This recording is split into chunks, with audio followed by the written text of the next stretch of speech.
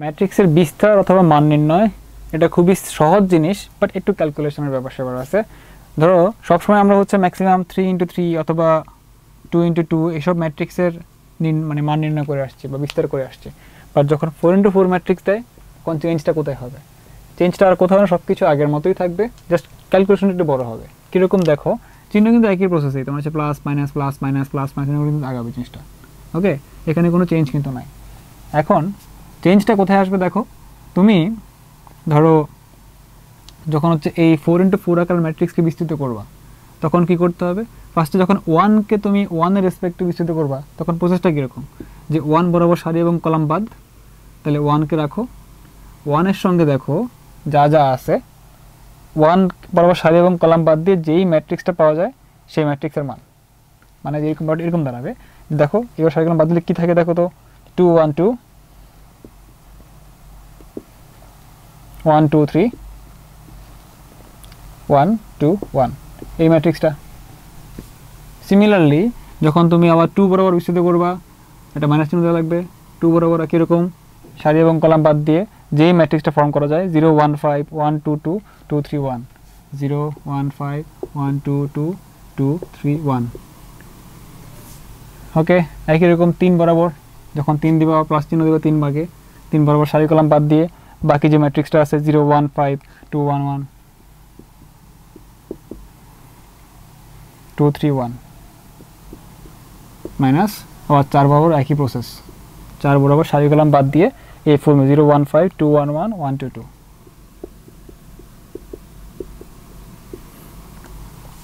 ঠিক আছে, আবার হচ্ছে এখন এই ম্যাট্রিক্সকে আবার আগে যে ফরম্যাটটা সে ফরম্যাট অনুযায়ী বিস্তৃত করতে হবে, এটাকে করতে হবে, বা এই ম্যাট্রিক্সের মান কত, এর মান কত, এর মান কত, সবগুলো বসায় গুণ করলে যে ভ্যালুটা পাবা ওটাই কিন্তু তোমার আলটিমেটলি অ্যান্সার। ঠিক আছে, এখন প্রবলেম হচ্ছে তুমি এত বড় কাজ পরীক্ষাতে করতে পারবা কিনা। পারবা অবশ্যই, তোমার জায়গাটা একটু কম লাগতে পারে, বেশি লাগবে, তো এই জন্য স্পেস সংকলনে বা স্পেস সংকটে ভুগতে পারো। কিন্তু এটা মনে রাখবা যে কোনো ইঞ্জিনিয়ারিং ভর্তি পরীক্ষায় স্যাররা কখনোই অভিযোগ না, তারা এমন কোনো কোয়েশ্চেন দিবে না যা তুমি পরীক্ষার হলে বসে বের করতে পারবা না। ম্যাট্রিক্সের মান নির্ণয়, দেখো এই প্রশ্নটা হচ্ছে রুয়েট ভর্তি পরীক্ষাতে 2015-16 সালে আসছিল। ম্যাট্রিক্সের মান নির্ণয় করো, একটা 5x5 আকারের ম্যাট্রিক্স পরীক্ষার হলে দিয়ে দিছে এইটুকু জায়গার মধ্যে অ্যান্সার করার জন্য। এখন অনেকে Get your best tutor in a smart way. Download Baidu Academy app.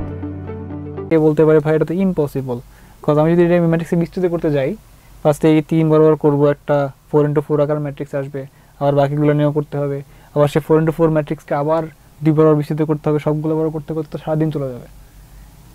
কথা অবশ্যই ভ্যালিড, ফুল কিছু বলা নাই, কিন্তু কেন পরীক্ষার হলে এটা দিল? অবশ্যই কারণ আছে।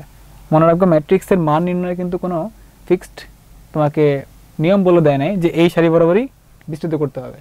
তুমি যদি হচ্ছে এই সারি বরাবর না করে প্রত্যেকটা এই কলাম বরাবর করো, যে এর সহগুণক কত, এর সহগুণক কত, সব বিস্তৃত করতে থাকো, একই মান কিন্তু আসবে।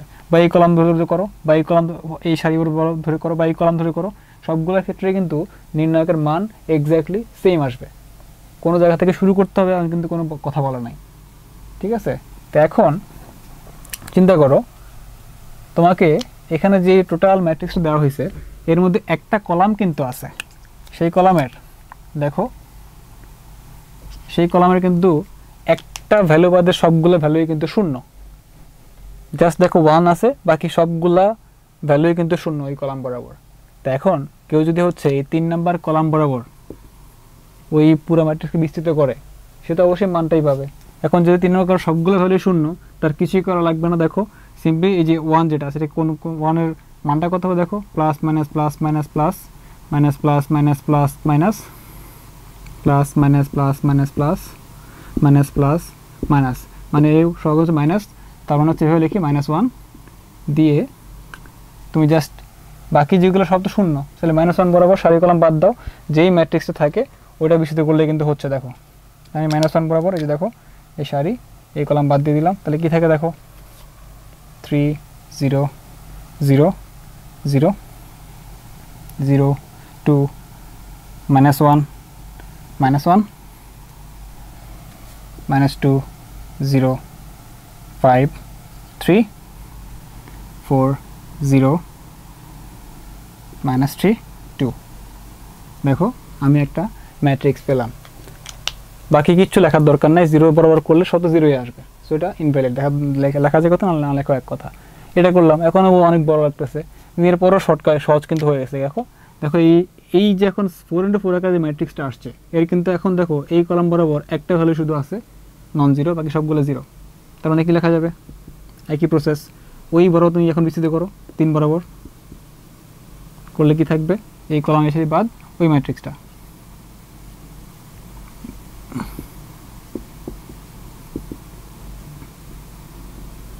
দেখো বাকি কিন্তু কিছু লেখা লাগবে না, কজ আগে এখন এই কলাম বরাবর বিস্তৃত করবো, 0 ইন্টু সামথিং সব শূন্য হয়ে গেছে, জাস্ট হচ্ছে আমার এই ভ্যালুর বরাবর যেটা থাকতেছে সেটাই হচ্ছে অ্যান্সার। আচ্ছা, এখন তো এইটা তুমি খুব সহজেই করতে পারতেছো, এটা কীভাবে করবা? এগুলো শূন্য, এগুলো কিছু কাজ করতেছে না, তার অ্যান্সার কত? -3 ইন্টু 38, মানে কত আসে? 324 4 হাতের হচ্ছে 2, 114 -114, এটাই হচ্ছে এই বিশাল যে ম্যাট্রিক্স দেওয়া চলে কোশ্চেনে, সেই ম্যাট্রিক্সের নির্ণায়কের মান। এখন প্রশ্ন হচ্ছে তোমার করতে কিন্তু আলটিমেটলি 3 লাইন লাগছে, খেয়াল করো, মানে 3 লাইন্সের মধ্যে একটা 5x5 আকারের ম্যাট্রিক্স তুমি মান বের করতে পারছো। এর কারণ পরীক্ষার কোশ্চেনটা ওভাবে দেওয়া হয়েছে। স্যাররা কখনোই চাবে না যে এমন কোনো অবিবেচকের মধ্যে প্রশ্ন পরীক্ষা দিবে না যে এটার মান পরীক্ষার হলের মধ্যে বসে বের করা সম্ভব। Solve your academic problems in a smart way for free. Download Baidu Academy app.